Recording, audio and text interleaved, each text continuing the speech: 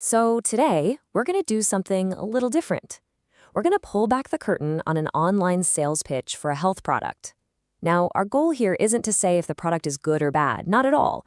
It's all about understanding the powerful techniques used to communicate a message and persuade you, the customer. Let's dive right in.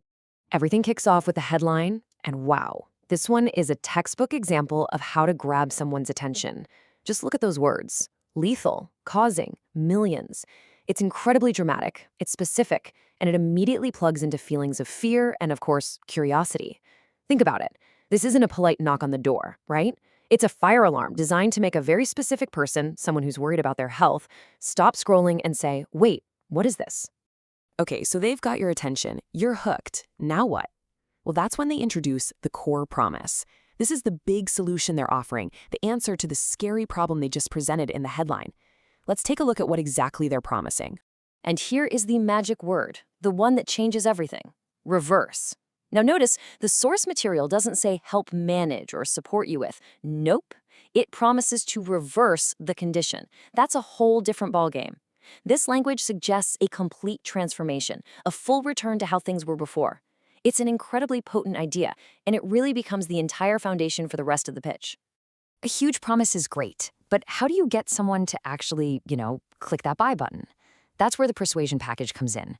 We're going to break down how the offer is structured to feel super valuable and to remove pretty much any sense of risk for the buyer. So what's up with the number 12? Well, that represents the rock-solid 12-month guarantee. Let that sink in for a second. An entire year. You get a full year to decide if this protocol is the right fit for you. Psychologically, this is just brilliant. It completely removes the immediate financial risk, and it projects this massive sense of confidence. It's basically saying, we are so sure this works, we'll give you 365 days to prove it to yourself. And then, of course, you've got the classic move, value stacking. The whole, but wait, there's more approach. You're not just getting the one main solution. You're also getting a food plan, a guide for potent aphrodisiacs, and another one for tonics that melt fat.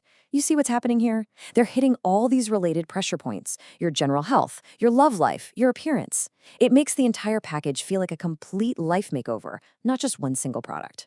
And just in case you weren't sure how valuable all that extra stuff is, they go ahead and put a price tag on it for you.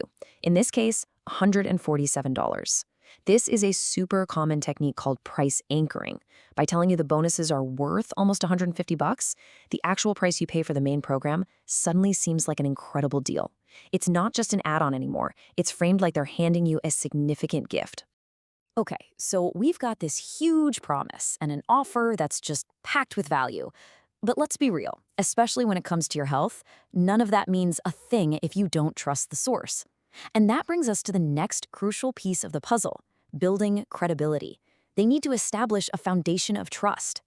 So what's one of the quickest ways to look credible? You borrow it from someone else. The source material does this by dropping some pretty heavy-hitting names in its scientific references section. You see Harvard, Johns Hopkins, University of Chicago. By simply listing these well-respected institutions, the hope is that some of that authority, that prestige, will rub off on the product itself. All right, we've walked through the whole roller coaster: the scary headline, the incredible promise, the irresistible offer, and the attempts to build trust.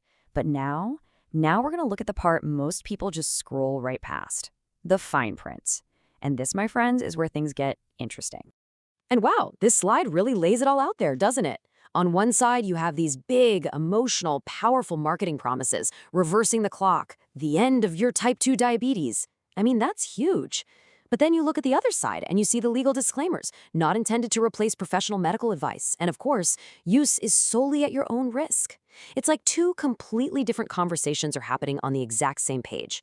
One is speaking in the language of absolute certainty, and the other is speaking the language of liability and caution. And that really brings us to the heart of the matter.